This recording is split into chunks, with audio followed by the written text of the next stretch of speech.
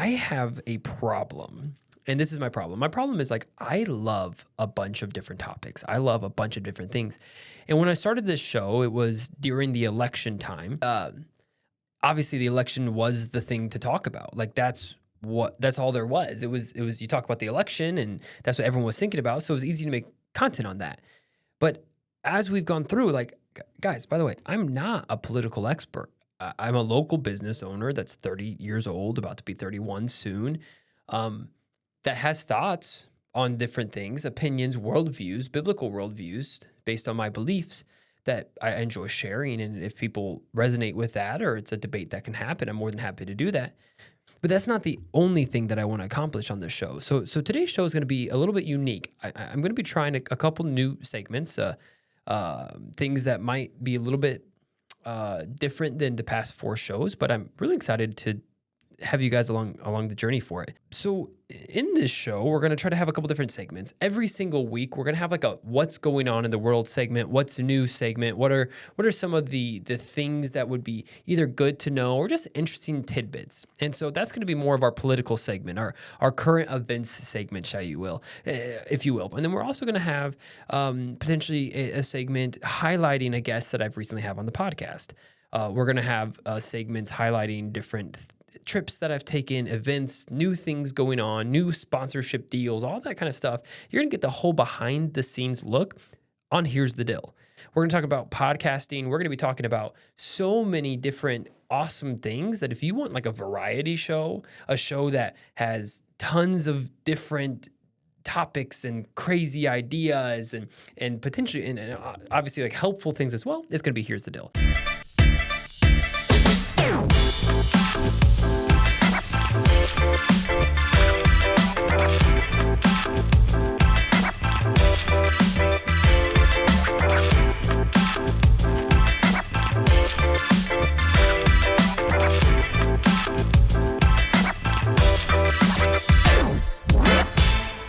KJP, she's the former White House press secretary. She went on The View recently, and she said something crazy. Let's watch the clip. And I apologize ahead of time. This is the highest quality clip that I could find last night when I was prepping for the show.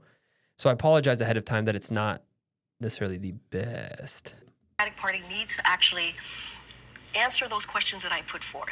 Who are we and what are we fighting? And how do we meet the moment? And how do we meet the moment? Press secretary, you were also an assistant to the president, so that meant you were able to interact with the campaign off time. Actually, I could not I had a special kind of role as the press secretary. I did not interact with it. So you had as a commissioned officer. I could not. So you had no insight into the polling that showed he would have lost every I did not because sales. Well, it does. Pause. I've seen this clip before. Watch Whoopi Goldberg. Guys, the former press secretary, let's just paint the picture. The former press secretary of the United States just admitted live on TV that she had 0 to no communication with the president, which is actually the job of the press secretary, is to let the people know what the president's thinking and going on. And that's the point. She's talking on behalf of the president of the United States. And she just admitted she didn't really get to do that, which kind of makes sense if you followed her career. She was known in conservative circles for just being a habitual liar, just fabricating facts. And then she would say something and then the Biden administration would completely do the opposite. And it makes sense. They weren't aligned. Like, part of me feels for her that she was taking this role and then wasn't given the tools needed to do her job. I wish they would have said this sooner that this was happening, but it makes sense on why it was so bad of a thing. But watch Whoopi Goldberg right now. So she admitted this, and this is how dedicated media like The View is to the truth. Watch what happens here. That showed he would have lost every I did not because sales. Well, it does matter though. Okay, here's what's going to happen. Hold on. We're going to take a break because you see this conversation going. Going where, Whoopi? Where's this conversation going? Let's this one more time. Watch. She's freaking out. Watch. Listen. KJP just says, I had 0 communication with President Biden or little to none. This girl starts pressing her on that because that's a bombshell. Like, that's a big deal. And, you know, good thing that these journalists on The View, these ladies care about the truth, right? Hold on. We're going to take a break because you see this conversation going. Going where, Whoopi? Where's it going? Is it going to a nasty direction, or is it just going to a place that you don't like? This is why The View is losing ratings. This is why things like The View are like, this is why shows like this and podcasting is taking off. Because I do my best to give my honest opinion on things and let things play out in full and give context for. And the moment on this channel, something started going that made their golden child, President Biden and Kamala Harris, look so bad. The moment that happened, they had to cut it. We can't let them know. We can't let the American people know the truth. If the American people know the truth, cut to the mark, cut. That's The View, guys. That's legacy media. What do you think? Do you think it's a bombshell that the former press secretary had zero to little communication with the former president, President Biden? Or do you think this is a nothing story? Let me know what you think. But The View, we aren't done here. This is why I react to The View. I react to The View because there are still so many people that watch it, like it, digest it, and believe in what they're saying. And I know that because I recently went to The View's YouTube channel and I kind of just like started sifting through the comments, and I couldn't believe how many people were supporting them and watching them. And I wanted to play this. All right, so in this clip we have Dillon Mulvaney, which is a man pretending to be a woman. And then you have The View cast, and they're talking about just the whole trans debate that's going on in the country. I wanted to ask you, because there's been all of this debate about whether transgender athletes should be able to compete. And last week, California Governor Gavin Newsom said that he thinks that trans athletes competing in girls' and women's sports was deeply unfair. Now, I want to hear what you think, because I'll tell you what I think, too. Yeah. The last time I played a sport, I was 6 years old, and I was on a soccer team, but I assigned myself as the nurse. So I sat with the Band-Aids. And so, in the words of Wicked, I am not that girl. But a dear friend of mine, Skylar, he is a trans athlete. His handle's Pink Manta Ray. That's someone who I really look to for guidance. And I think that is what's tricky, is like, now stepping in this identity. I'm still like a baby trans. You know, I've only 3 years in. Tomorrow's my anniversary. Yay! Yes, queen. To male, and is competing with other males. Correct. No. Yes. Her friend. Yes. Her friend. It went from female to male and is competing with other So males. Gavin doesn't have a problem with that. Well, I think part of the problem that the trans community is facing, and it's the same problem that women face, is if you don't know anything about our bodies, you don't know how it works. So when you come in and you say, oh, you know, these are men, you know, competing against women, you're assuming that the women are weak and just can't do anything except be here. Have you seen female athletes? They know what they're doing. Pause.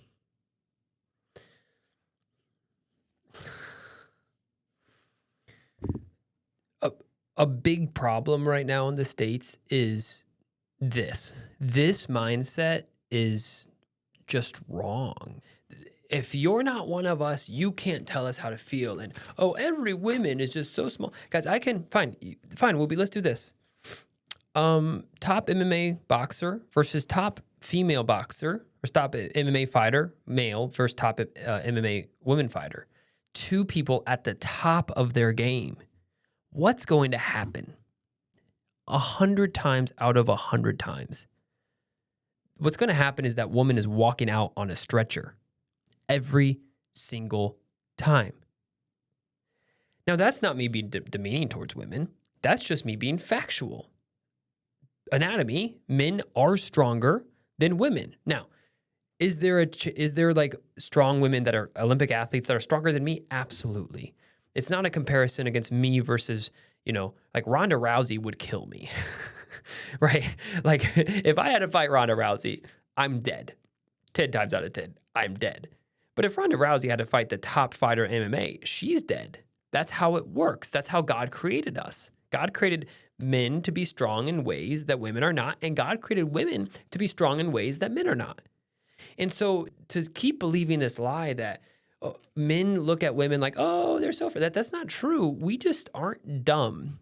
And we know that God has created men with certain strengths and abilities, and God has created women just as important and just as beautiful with other strengths and abilities. It's not like a either or, it's a both and. Let's finish this clip, and I'll give you an example real quick.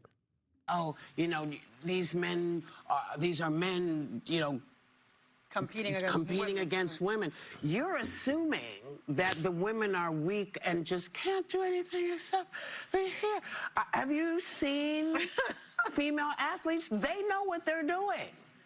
So I'm not sure what's going on or why this is an issue.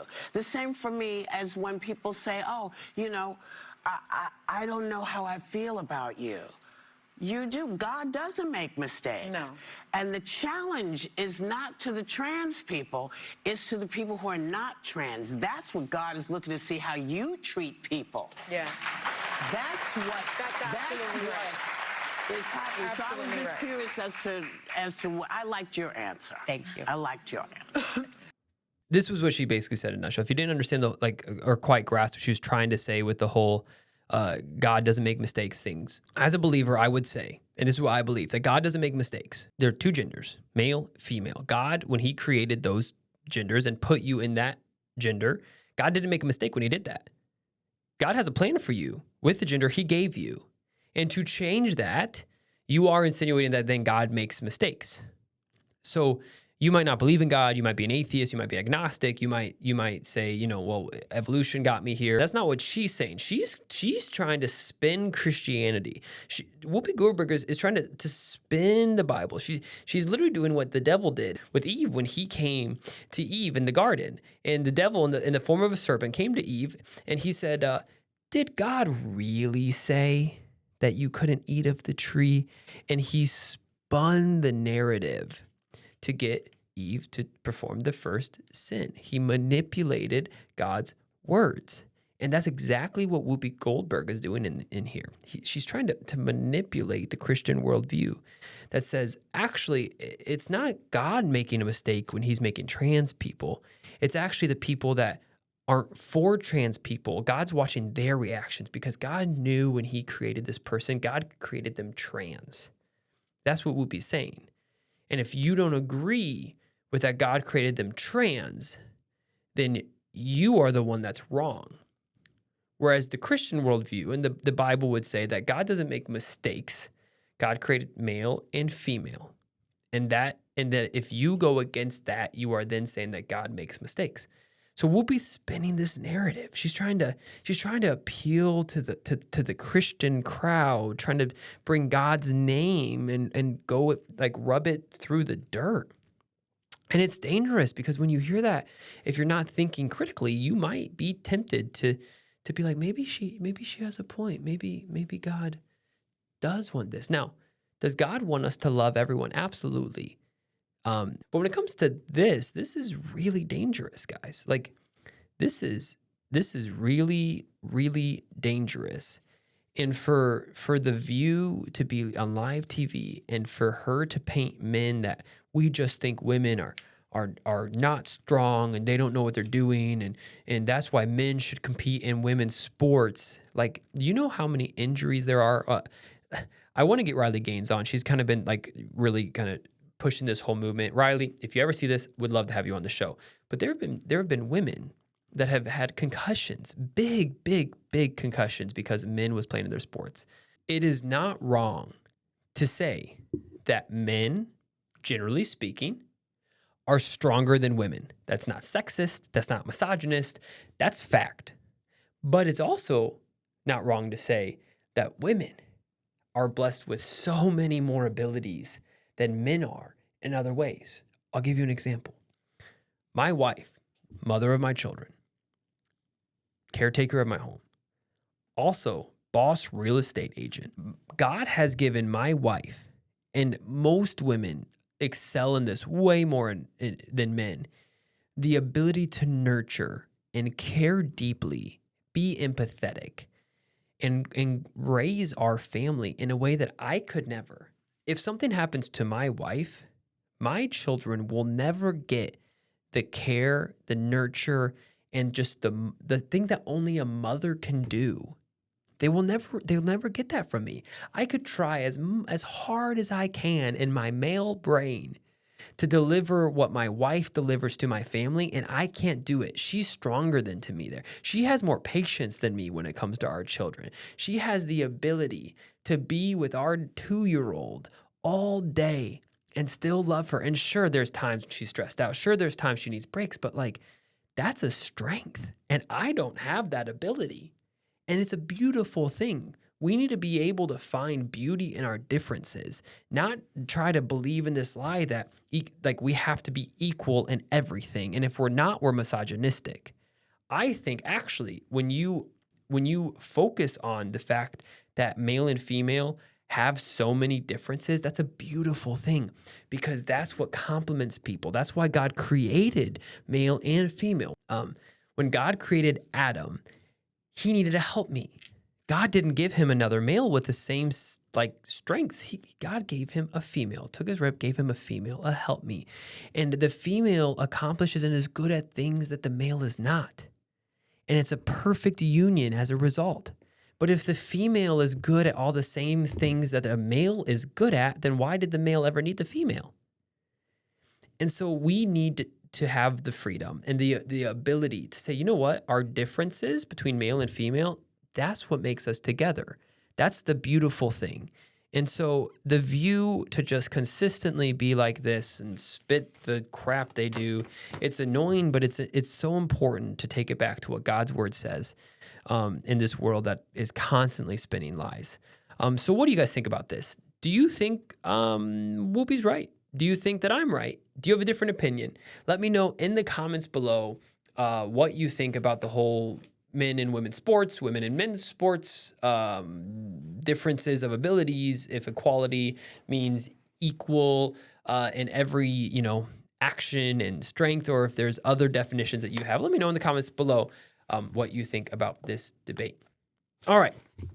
I'd like to pivot outside of politics for a little bit. Andrew Tate. All right. If you don't know who Andrew Tate is, let me just give you I'm going to be as kind as I can, the definition of this guy. He is a entrepreneur, rich person, Romania, I believe, took the internet by storm a couple years ago by calling out the feminist movement, bringing masculinity back. Dude never wears a shirt, smokes cigars, drives Lambos, all that kind of like the what is it? Taylor Lopez was the guy that has like the library behind his Ty Lopez. There you go. Ty Lopez. He's like the new Ty Lopez, right? So he got big actually in conservative circles because he was the antithesis of the woke left. The woke left was trying to transition our boys to be girls, and then he comes in to be like, no, be strong in your manhood. Don't listen to the Matrix, blah, blah, blah. And so he blew up. Okay. Then it came out that he made most of his money through pretty much an eCam website for pornography. And that's where he and his brother Tristan made most of their fortune. And since then they have reinvested and he started a masterclass kind of thing and made some good business decisions. But his past is not good. And in fact, there's videos of him saying awful, evil, heinous things about women. But this is the question. A couple podcasts, conservative podcasts, Andrew Tate's visiting the States, and they've had him on. And them having him on has caused this big debate in conservative circles. Some conservatives are saying, how dare you entertain someone who, and I forgot to mention this, they were like, Andrew Tate and his brother Tristan were under house arrest for a while because the Romanian government said they were sex traffickers. And so big accusations against them. To my knowledge, they beat that trial, and that's no longer a thing. But you can correct me in the comments if I'm wrong about that. But, when you have the accusation that you're a sex trafficker, there is proof that you owned an eCam girl business, and there's video proof of you just being a full degenerate towards women. That's not really like a figure that a lot of conservatives would want to hang around. And so, for example, Patrick Bet David, PBD, he had Andrew Tate on the podcast. The Hodge twins had Andrew Tate on the podcast. Sean Kelly, friend of mine, had Andrew Tate on the podcast. And the pushback they got was massive. And this is the debate. One side, I'm going to go to the podcaster side. So the podcasters are saying we should have the freedom to have conversations of who we'd like. That's the point of free speech. That's the beautiful thing in America. We might not agree with everything they've done or said, but we should have the ability to not practice gotcha journalism and have to ask them about the questionable things in there. We should be able to have just a good conversation. But then the antithesis of that, so the conservatives are saying, well, no, if you're going to have someone that has a checkered past like Andrew Tate and has said awful things about women, if you don't call them out on those things and ask them to clarify or ask them what their stance is now, you're doing your audience a disservice. And actually what you are doing is platforming people to a greater platform. And if you don't call them out on those things they've said in the past or crimes they've committed or anything like that, you're pretty much giving your stamp of approval on their life. So those are the two sides of this debate. On one side, podcasters, you're like, we should be able to interview who we want and have whatever conversation we want with those people. On the flip side, some of the conservatives are saying, no. Andrew Tate's evil. He's a sex trafficker. He's this, he's that, he's this. If you're going to have him on your show, don't just give him softball questions. You need to grill him on those things. So those are the two sides. What do you think? Is there room in the middle? Is the side, and I have a bunch of friends over here, guys. I have a bunch of friends that are saying, like, mad at PBD, mad at the Hodge twins, mad at some other things that had Tate on because they didn't ask questions. They're good friends of mine on Twitter. Like, I'm friends with them, and they're irate because of this. And then I have friends over here. I'm friends with Adam from the PBD podcast that has and had hung out with Andrew Tate and saying, like, we have the ability and should have the freedom to interview who we want. So what do you think? Who's right in this debate? Let me know in the comments. Here is my takeaway. Both are right. I know you guys are like, boo, give us a juicy answer. In my opinion, both are right. I was recently offered the opportunity to interview someone who's currently in jail. I'm not going to tell you who that is yet. And I was also interviewed someone else that has had a checkered past and some allegations and had the opportunity to interview them too. I'm not going to tell you who that is yet. So this is the question. Do I have the freedom to interview those people? Yes, I do. It's a free country. It's free speech. If it is someone that has had major allegations in their past and they come on my show and I don't bring it up at all, can it be spun? And especially if it's like a very positive, fun, enjoyable conversation and they're spun in a very positive light, could it be taken away that I'm a fan of that person and I am totally fine with the crimes they've committed in the past? Sure. People could think that watching this show, and that's their right to think that. Do I have an obligation to my listeners? Or guess what is my obligation to my listeners as a host? And in my mind, the obligation as a host is to ask the question my listeners are thinking and to ask the questions that I want to ask. So as long as I'm personally not afraid to ask the questions I want to ask and to stay true to my audience, I'm going to have anyone on the show. If there's someone that I'm not willing to ask the hard questions for whatever reason, then I'm not going to have them on. But in this situation, in the Tate situation, I think both parties are right. I think people like PBD, who I respect and I like, and I would love to have him on the show, is totally within his right to interview Andrew Tate. But they're totally, the people that are giving them the response that the negative feedback back have the equal right. And you're going to have to be ready as a podcast to take that, especially if you have someone like Tate on, and especially if you don't ask him questions about things he said in the past. What I don't want to become is a gotcha journalism. Like, conservatives should not turn into just this gotcha journalism like podcast where, you dig up every little thing that someone did in their past and you always try to get them and see what, oh, you said this here, you said this here. That's not the answer. That's not the answer. But if you are going to have someone on that is so notorious as Tate, and you don't ask him questions of things that he has very publicly said, you need to be ready for the negative feedback. Let me know what you guys think about this whole thing. Does the podcaster owe the audience the hard questions if they have someone controversial on, or is there freedom of speech and should we just kind of relax for a second? Let me know what you think in the comments of this debate. Thank you guys for watching this segment of Here's the Dill. I recently had coffee with a business owner yesterday. He's a Republican business owner here in Ann Arbor, Michigan, which those are sometimes tough to find in Ann Arbor. But recently, Trump had a fight with Thomas Massie about the budget, and half of the conservatives are for Thomas Massie, half the conservatives are for Trump. Okay. And the title of this segment is Trump is President, Not King. And before I get egged and tomatoes thrown at my face, let me tell you what I mean by this. There's a sect of MAGA or a sect of conservatives that don't believe Trump can do any wrong, or at least they're not willing to admit it, or they say it's not helpful to admit it. Whereas I believe if we don't call out wrong things that people do, they don't know what the people are thinking, and you're actually able to call out wrong things that elected officials are doing, and they can still be your guy. Let me give you an example. Let's talk about President Trump, for example, for an instance. President Trump has done a lot of great things. A lot of great things. A lot of the executive orders he signed was great. In fact, I think the State of the Union address that he gave was one of the best State of the Union addresses ever. It was unbelievably well done. He set up the Democrats from the beginning saying, you won't clap for me. And then he literally brought people in and did things that were so special and meant so much to these people. And the Democrats sat there like a bunch of lazy bums. That was one of the best speech I've seen. Trump nailed it. Trump nailed a lot of his executive orders and the Lincoln-Riley Act and so many good things that he has done. He's already worked on shoring the border with Tom Homan immediately, and he's already done more than Biden did in 4 years, okay? But Trump's not perfect. And I'll give you an example. We have inflation right now, and some of that inflation can be pointed back to stimulus checks, which Joe Biden wrote, right? Kind of. Joe Biden did the second round of stimulus checks. But do you remember the president that did the first round of stimulus checks? You're right. It was Donald Trump.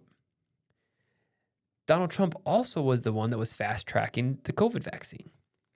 At one point, it was called the Trump vaccine, and there was a video of him getting the vaccine. He was pushing it.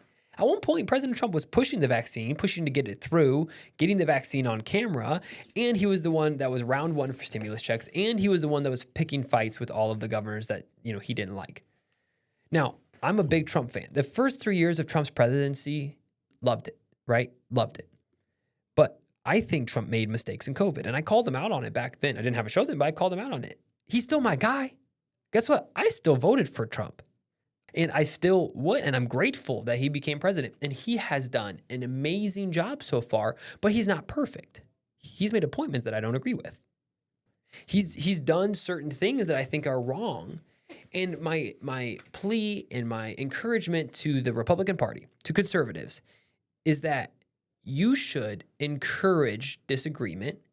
And if we believe that President Trump did something wrong, it's okay to say that. And he still could be our guy, and we're still rooting for him. But what cannot happen is for us to turn into this yes man party that whatever Donald Trump says, that we just have to magically say, well, I guess he just knows better. That can't happen in our party. So my pledge to you is this. If something happens that you disagree with, talk about it. Be cordial. Say you disagree, and it's okay. If you're on the side of MAGA that believes the Don cannot make any mistakes, I would just encourage you to look at history. No one's perfect. Donald Trump has done a lot of great things for this country. I'm very grateful he got elected president, but he's not perfect. He will make mistakes. And when those mistakes happen, we should call him out on that, ask him to grow and get better as a result. And I think that's the thing. When Donald Trump went on Joe Rogan, that was probably the most I respected President Trump, because in that podcast, he admitted to mistakes that he had made and trying to learn from it. And it was probably the most humble conversation I'd ever hear Trump ever say, was the fact that he admitted he made mistakes. He knew he made mistakes, and he's trying to do better this time. But the way you make mistakes and the way you learn from your mistakes are people either telling you about it or you learn the hard way because of your actions have consequences. So anyway, what do you guys think about this? Have you guys experienced what I'm talking about? Are you on the side of the MAGA crowd that Trump can't do no wrong? And do you think I'm wrong about this? Or have you experienced where maybe you've criticized something that a conservative or a political party, and by the way, this applies to Democrats too. This applies to you guys too. The left for 4 years gaslit us that Biden was cognitive and didn't have dementia. And turns out he did. For 4 years, every single Democrat should have been saying, no, you guys are lying to us. Stop it. But you didn't, and you fed into the lie, and you called us haters, and fascists are the ones that said, yeah, Joe Biden has dementia. And the left called us fascists because we spoke truth. And if you guys would have spoke truth too, your party might still be in power because they wouldn't have forced Kamala Harris on you guys. So if I was a Democrat, it's the same thing for both parties. A friend of mine always says, the Republicans and Democrats, it's just two wings of the same bird. And in some ways, I agree with him. But in other ways, there are things that separates those two wings to make them like one is better than the other, in my opinion. And you might be a Democrat saying, you're right, the left is better. But my point is, both sides, whether you're a Republican, a Democrat, or an independent, in this country, we need to feel the freedom to speak out things that we disagree with while still being able to support that person we disagree with. Let me know what you think about this debate. Let me know what you think about this this comment or about this segment in the comments below. All right, last segment that I would like to do, it's about sports. My buddy Trevor laughs with me all the time.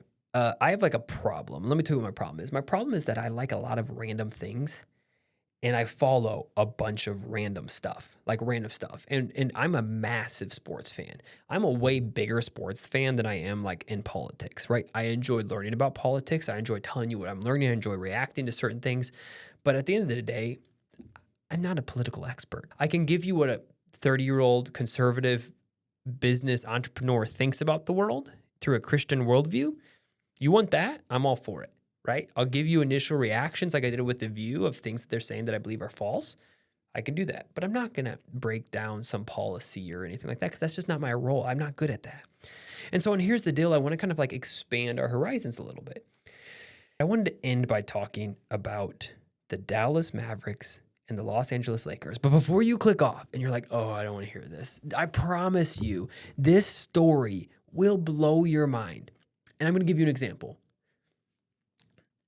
Everyone knows who Michael Jordan is, okay? So even if you don't know sports, you know who Michael Jordan is. And my NBA nerds are going to be mad at me with this analogy, but just hear me out. This is for the people that aren't sports people. The Dallas Mavericks recently traded Luka Doncic to the Los Angeles Lakers for Anthony Davis, Max Christie, and I think some picks. Okay. To put it in perspective, Luka Doncic was Michael Jordan for the Mavs. Okay. I'm not saying he's as good as Michael. I mean, he is a top 3 player in the NBA. But for that team, he was the Dallas Mavericks Michael Jordan. Like, he was the guy. There's a term in the NBA we call Luka Magic. And Luka Magic is when Luka Doncic would just take over a game, almost just black out, just hit 8 threes in a row, scream into the audience, and it just would be just like Luka Magic. Just pull off things only Luka can do. Luka's play style is one that's so unique because he's a big guy. He actually plays like in slow motion. But he got the Dallas Mavericks to the finals last year. The Dallas Mavericks were in the finals. Like it's like the Super Bowl for the NBA. And then the Dallas Maverick organization traded him during this deadline to the Mavericks. To Los Angeles for Anthony Davis, who is over 30 years old. Luka Doncic, by the way, mid-20s in his prime. For AD, who is perpetually injured, old, over 30, like 33, I think AD is. So Nico Harrison is the GM of the Dallas Mavericks. He traded Luka. The NBA world was in shock. I'm telling you guys, I don't think we've ever seen a trade like this. Luka Doncic, top 3 player in the NBA, if not the number 1 player in the NBA, traded mid-season for a guy that is a very good player. AD is a star. He's a Hall of Famer, but he's 33, 34 with injury concerns throughout his whole career. And this is where the story gets interesting. So the first game of Anthony Davis's trade. So they trade Luka AD. Anthony Davis plays his first game for the Dallas Mavericks and has a first half you wouldn't believe. Because what the Dallas Mavericks are doing, they are banking their whole future to win now. Kind of similarly to when the Rams gave the Lions 1 million picks and stuff and traded Jared Goff for Matt Stafford. They literally, their whole future was screwed, but at least they won the Super Bowl that year with Stafford. That's kind of what this thought is. So you saw Kyrie Irving and some other players. First game, Anthony Davis gets hurt immediately after the trade. And people are like, well, that's kind of karma. That's what you get for trading a superstar. That's what you get Nico Harrison. So the fire Nico chants started coming out. And then player after player after player starts getting hurt on the Mavericks roster after this trade. Even their star point guard, Kyrie Irving, just got hurt and is out for the season. So the Maverick ownership and Nico Harrison said, we're going to get Luka out because Luka's out of shape and we don't think he's our future. And the moment they did that trade, listen, I'm not a big believer in karma, okay? But if there was ever a situation where karma was real, you trade away your best player and you have some nasty things to say about him, and then next thing you know, you fast forward like 3 weeks later and your whole team is hurt and you went from being a title contender to probably not making the playoffs. Nico Harrison, that's what you get. Los Angeles Lakers just went from a mediocre playoff team to a title contender. And I don't know how the Lakers always pull this off. I don't know if the NBA is rigged, but congrats to Los Angeles. You have a player. You have a dynasty now for the next 10 years. And Luka Doncic, congratulations. Thank you guys for coming on this show. Quick little sports segment. I don't know. It was new. I thought it was an interesting story. It was just a wild thing that happened that I'd tell you guys about it. But thank you guys for tuning in to this episode of Here's the Dill. I have some very, very, very exciting announcements for you guys coming soon. I'm waiting to hear back. But so before, I don't want to spoil anything when this comes out tomorrow. But thank you guys so much for the support. Please share this with your friends. Let me know what you think about the show. I want to improve it. I want to get more segments. I want to do better. Thank you guys for coming on this episode of Here's the Dill. And before I let you go, don't forget about our sponsor, Cool Beans Coffee Brewery. It's the best coffee in the world. And better yet, it's low acidic. Low acidic coffee, best coffee in the world. It's not going to make you feel nasty and it's not going to hurt your stomach. Why wouldn't you buy some? Go to the link below in the description. Get your bag of the Broadcast Brew. It's a low-acid coffee made with air roasted. It's so good, guys. I'm just telling you, I drink it every morning. You should drink it too. Order yours today. Thank you for listening to the show on this episode of Here's the Dill. We'll see you guys soon.